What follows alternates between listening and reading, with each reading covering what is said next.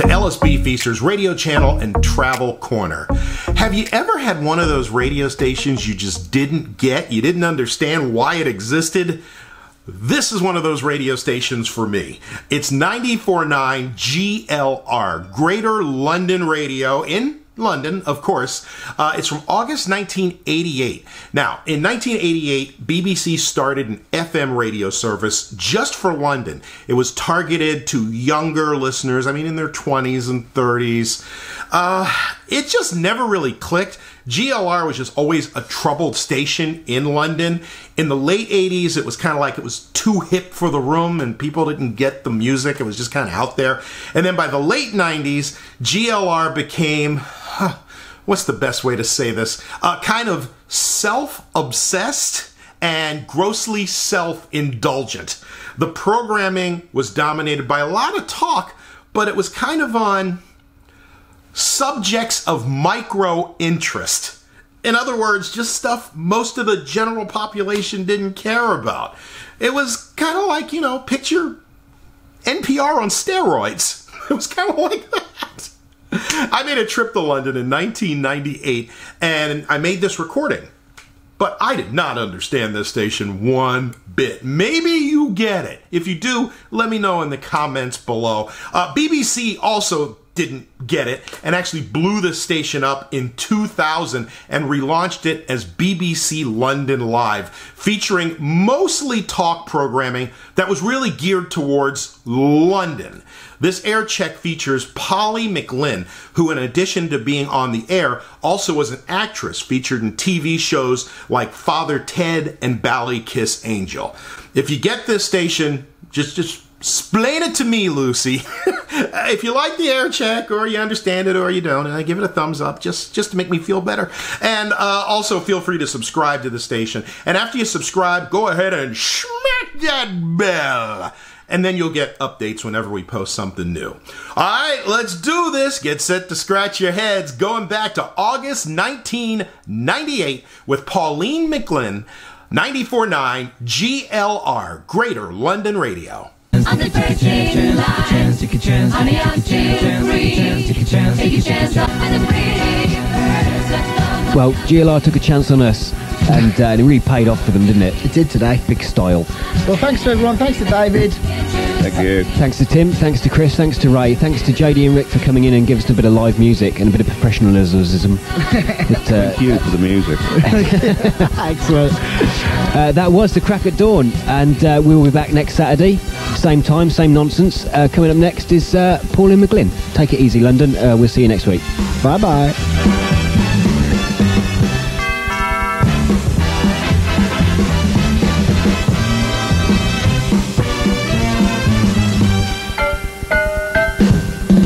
News for London from the BBC on GLR 94.9 FM.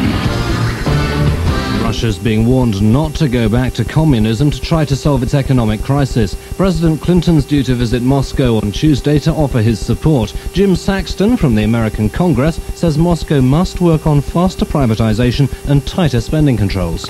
I think the IMF should withhold money until there is clear evidence that they are moving to make those reforms. I think the reforms will take years. However, one thing is for sure. If we keep feeding them through the World Bank and through the IMF and through the G7 nations, they'll never have to get serious about making reforms. A top Scotland Yard detective's joining the hunt for the killer of a British tourist in the Bahamas. DS Brian Morris will help local police and FBI officials at Paradise Beach. Joanne Clark's strangled and sexually assaulted body was found just yards from the remains of an American woman.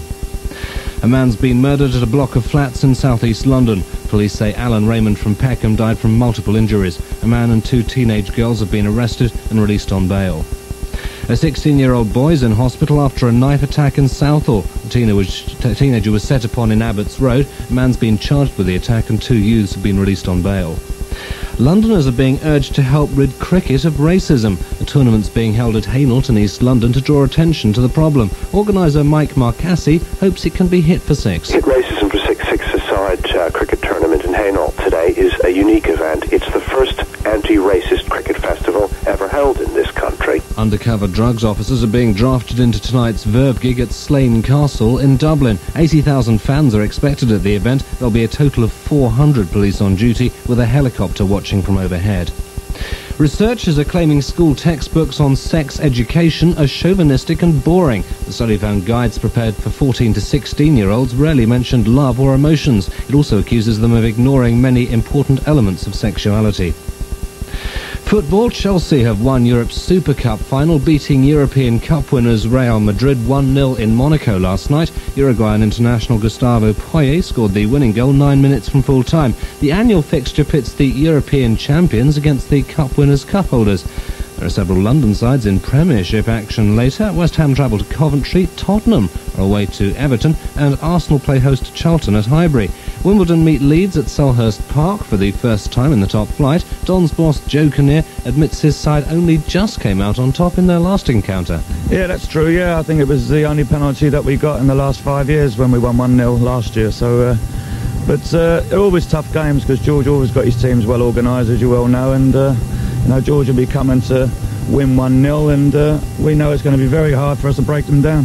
In the nationwide divisions, QPR are at home to Bury, Crystal Palace travel to Stockport, Bournemouth are in town at Craven Cottage to take on Fulham, Millwall play Macclesfield, Leyton Orient take on Scarborough, and there's a local derby as Barnet play host to Brentford. London's weather, a dry day ahead with a chance of the odd spell of sunshine, top temperatures around 19 degrees Celsius, that's 66 Fahrenheit. GLR News from the BBC, I'm Alex Ritson. First for news, GLR on 94.9 FM, the BBC station for London.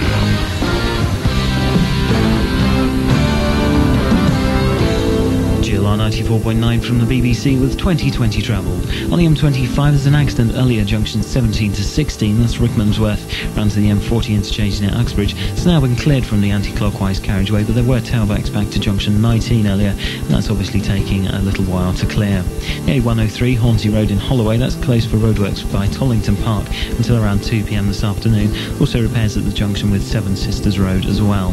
The A205, the South Circular Road between Chalkers Corner and Kew Green, that's closed due to roadworks northbound at the moment. Diversions are in place along Lower Mortlake Road, Richmond Circus and up Kew Road. The A216 Streatham Road in the Mitcham Tooting area, roadworks there, delays are expected with no right turn available at the moment into Streatham Road from Locks Lane. It's emergency waterworks repairs going on there at the moment.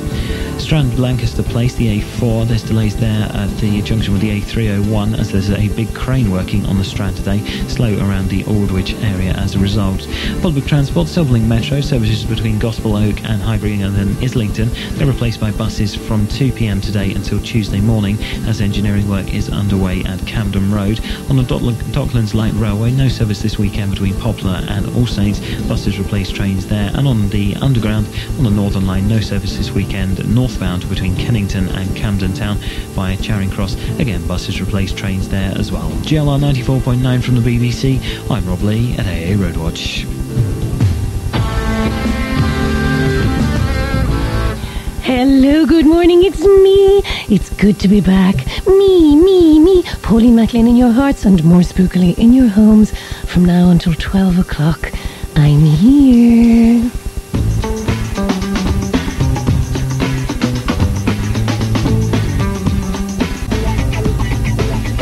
I've decided I'm going to do a demo for Matt. Pauline McLynn's demo for Matt will go something like this. Matty, it's me, I'm Pauline, I've come home. As you know, you'll be hearing that next week. I feel it because I'm going to record it today after this great show. And on the show this morning, I'm going to be joined by the Barefoot Doctor, aka Stephen Russell, who's a Taoist warrior, and he's going to make me one too.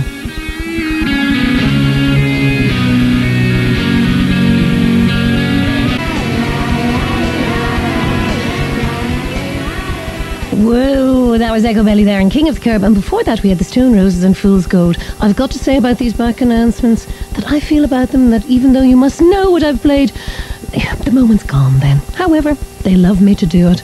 I was indulging in my favourite pastime today on the tube as I came into work reading other people's Sun newspaper, and I see that Noel Gallagher has declared that he won't go to number 10 ever again. He's probably forgotten the number.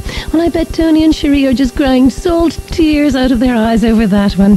Now, later on in the programme, as I've told you, I, Pauline McLynn, will have the Barefoot Doctor on, and we're going to sort all your lives out. We might even sort Noel Gallagher out, who knows, or Noel Gallagher if you really want to call him that. And I'm going to run a little competition, I feel. I've got 3 pairs, nay, doubles, of tickets for Showboat, and I think I'll tie it in with some carry-on talk, because as you know, it's the carry-on weekend, and we'll talk to Rory Sheehan, producer of A Perfect Carry-On, later on, and we'll just deconstruct the whole myth of the carry-on movies. And if we can figure all that out, hey, we're doing well, and that's only up till 11 o'clock.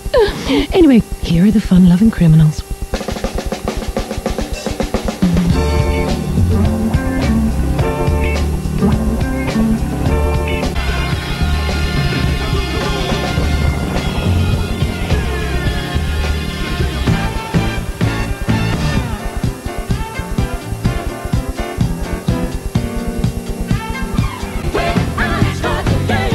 Fire there with Boogie Wonderland, a track that is nearly as good as Disco Inferno, if that can be said out loud.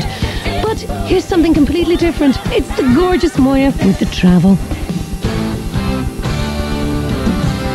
Thank you very much, Pauline. GLR 94.9 with 2020 travel from Scotland Yard. Well, I'm sure I can't top Earth, Wind and Fire, but I can tell you about the M25. Junction 16 to 17 on the anti-clockwise, still very, very heavy there after an earlier accident. Now, over in West London, the Notting Hill Carnival, we have some closures going to be implemented from 10 o'clock this morning, so do be prepared for some diversion signs if you're heading that way. Obviously, the big closures will be in place tomorrow and especially on Monday.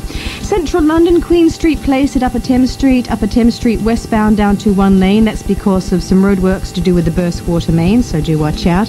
Up in the north, Hornsey Road at Tollington Park, and also Hornsey Road at Seven Sisters Road. We have some roadworks there in place until 2 o'clock this afternoon, so again watch out for the diversion signs. And in the southwest, Lower Grosvenor Place at Bressenden Place, only 1 lane open on the southbound. That's because of roadwork, so that's going to hit hard as you're heading round towards Victoria Station. Public transport news on the Underground, the Northern Line, no northbound service from Kennington to Euston via Charing Cross. However, replacement buses are calling at all stations except Embankment. And on the Docklands Light Railway, services between All Saints and Poplar are suspended. That's because of engineering work. However, replacement buses are running between All Saints and Canary Wharf via Blackwall. And some news just in on the Great Eastern Line. The service between Thorpe Lusoken and Walton-on-Naze has been suspended. That's because of an incident. GLR on 94.9 from the BBC. The next travel update at 9:40. Oh, Moya, it's good to hear your voice. I've missed you. I know. You know, I've been off working. Oddly enough, I've been working with the BBC in Ireland. Oh, wow. Yes, I've been doing a costume drama. I'm an posh English 18th century lady called Lady Susan Fox Strangways.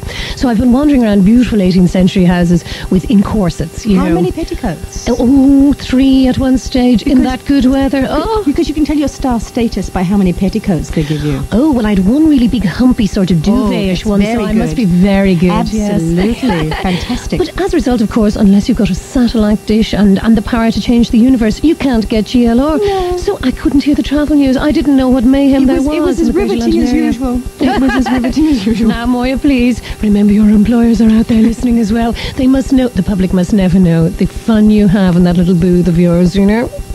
Oh, when she's not going to talk about that. Yes, I just didn't think... No, because I'll give too much away and I'll get jealous. Exactly, and everybody will want that good job of yours. Absolutely, yes. Well, we're going to play the Fine Young Cannibals now, and we'll be back to you at 20 to 11. See you then. Okay, bye.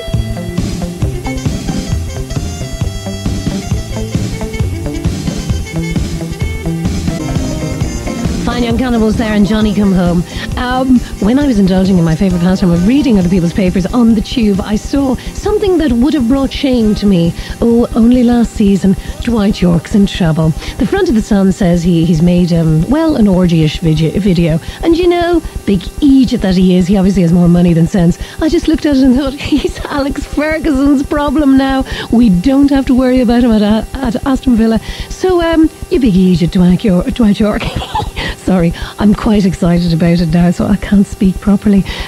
Appropriately, here's the Divine Comedy and Generation Sex. Well, there's nothing wrong wrong with a woman having 2 men. Every woman should have at least 2 men. If you don't, there's something wrong. I mean, guys do it all the time. You know me on this, the Divine Comedy are gods, and that's Generation Sex, and the rest of the album is absolutely fantastic as well. And lots of you will know that Joby Talbot, Dr. Joby Talbot, was one of my first guests ever on this show, which was just too thrilling for words, for me anyway. I'm joined in the studio here now by the Barefoot Doctor, who's written the Handbook for the Urban Warrior. Stephen, good morning. Good morning, Pauline. Will I call you Dr. Stephen, maybe? It's best to call me Doc or Barefoot Doctor. Or Barefoot Doctor. Because my private name's my private name. Oh, right. Yeah. It's the way I fuel my schizophrenia. Hey, look, we've all got to have a little something to get us through the day. Absolutely. You know, little touch of schizophrenia, whatever, you know, and a little bit of an ego somewhere tucked at the back, don't you think? You can't do nothing without a bit of an ego. Yeah, I don't think so. Well, now listen, it says in my little memo here about this that this book is for the youth and youthful-minded with high intelligence and short attention span. Now, that's me aside from the youth and the high intelligence, so I think this book is for me. But you're youthful-hearted, are you not? I am, yes, youthful-minded and youthful-hearted. But unfortunately, the body now in the late 30s is kind of giving, you know. And also, I don't breathe properly. Yeah, well, so we've got to get into a bit of breathing, haven't we? You'd be big on the breathing, wouldn't you? Well, I think, to me, it's the most important thing in life. Mm-hmm. Well, you can't last long without it. No, about a minute or so. Yeah. Or even less in my own case when I get excited. You know, I mean, it could be 30 seconds and everything. Breathe. So what spurred you, Doc, to write the book?